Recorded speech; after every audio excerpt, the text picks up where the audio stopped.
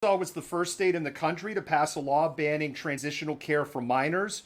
The measure is going to block access to puberty blockers, hormone therapy, and gender affirming surgeries. One thing ironic about that bill, gender affirming surgeries wasn't legal in the state of Arkansas to begin with on anybody under 18 years old to begin with. Families there who have children that are currently under treatment, the treatment has to stop. So they will no longer be able to access physicians and care for their trans children. So families are getting ready to move. One family right now raising money to move to New Mexico.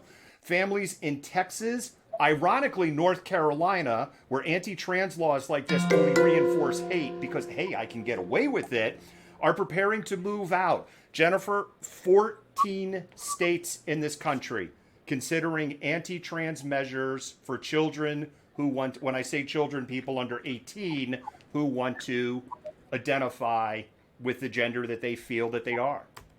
I just don't understand the rationale for this. I just don't like, why is it so offensive to somebody else, how somebody else chooses to identify and how they choose to live their life?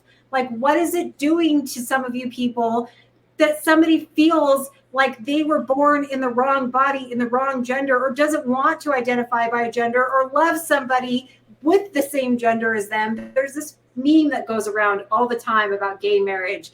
And this is just like just how stupid it sounds when people say I'm against gay marriage. And the meme says, okay, you're against gay marriage, then just say no if a gay person proposes to you. It's that simple. Like, I just don't get it. Jennifer, look, flat out, I've been hit on, like really hit on by a couple of gay guys in my lifetime. And my response has been, look, I'm super flattered. Like, whoa, cool.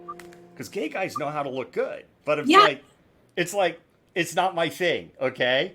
And, let's knuckle up. We're still buddies, but not my thing. And, just, if you don't push, it's the same thing. If no is no, right? And that applies and all the way. And that's it.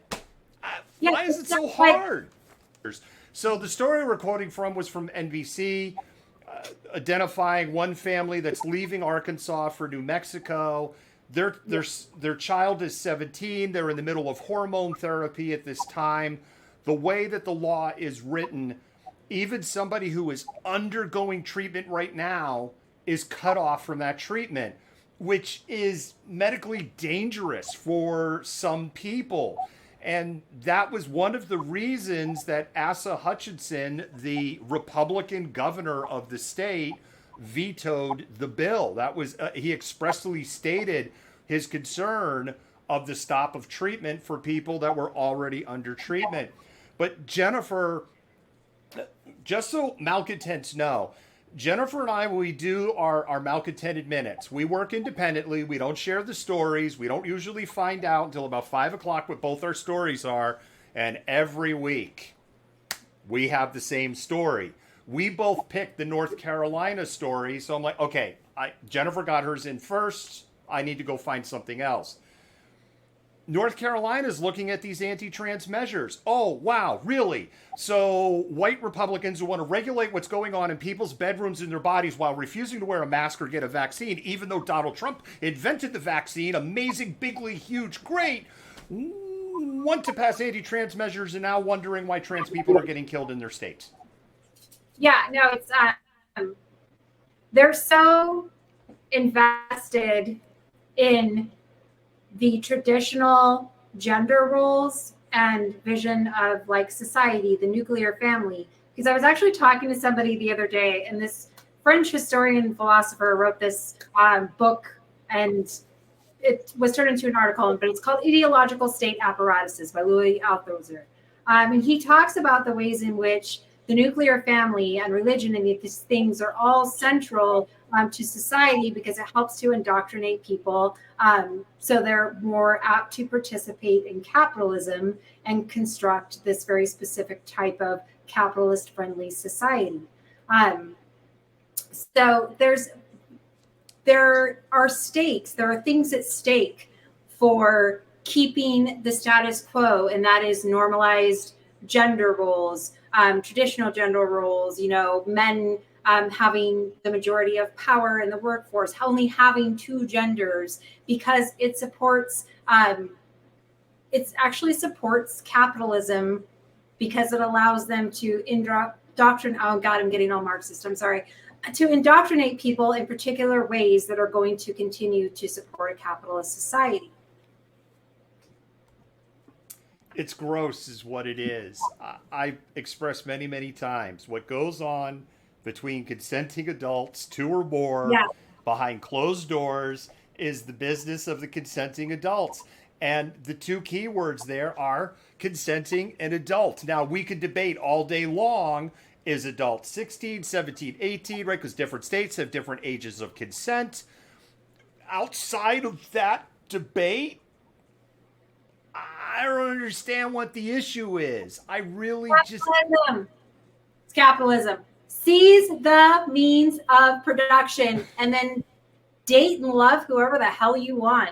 I don't care. Nobody else should care. Like, you should be happy. Like, who gives a shit? Science shows us it is rare. It's not something that is like super common, but somebody could be born with a female body but not have the female chromosomes inside that body. Somebody could be born with a male body but have female chromosomes inside of that body.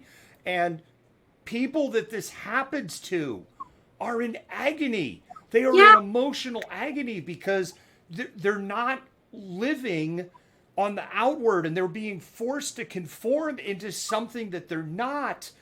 And people that experience this, they experience it at a very young age, in how they identify with the toys they gravitate and what they want to wear and the hairstyle they want and how they play and who they want to be and the activities they want to do. And who are we to deny this? The suicide rate in the trans community is terrifying. Yeah. And something that these bills are going to do is just drive more people, beautiful people that could contribute to a capitalistic society, for that matter, into suicide. It's not right. It's not right. And it's gross because the Republicans, they want to espouse this, life matters from the moment of conception thing. And they're so concerned about, what women do and reproductive rights and controlling those, but they don't give a fuck about what happens to those children after they're born. They give zero fucks. Zero. And I'm going to say fuck one more time. They give zero fucks. What's the F-bomb? This is written. This is written. I love that button. I love that clip. Sorry. We put it up at Christmas, and I just have never taken the button off because I love it. I just adore that button. It's interesting you talked about this, and we're over time, and we need to wrap it up. But I was reading a piece that part of Biden's infrastructure bill is providing child care and providing elder care so that people can go and work and not worry on what they're going to do with their elderly parents or their children. Hence being able to hold jobs and contribute to a capitalistic society. And then by taking that worry away, Republicans be able to have more little children, which in theory could grow up to be Republicans. Because one of the things that Republicans are freaking out over, Jennifer, is the birth rate in the United States is continuing to fall. And Gen Z in particular is not having the Republican Party.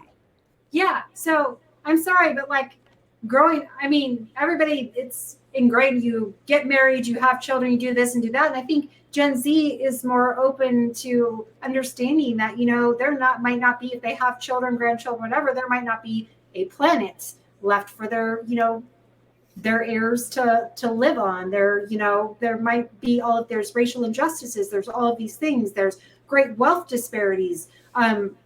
That factor into decisions to have and raise a child, and then worry about what's going to happen to that child and their children after you're gone. So I think people are being more logical about having children based on what's going on in society. And so of course that threatens the Republican Party, but at this point in time, the Republican Party is basically imploded upon itself. So I don't think having more kids is going to solve that.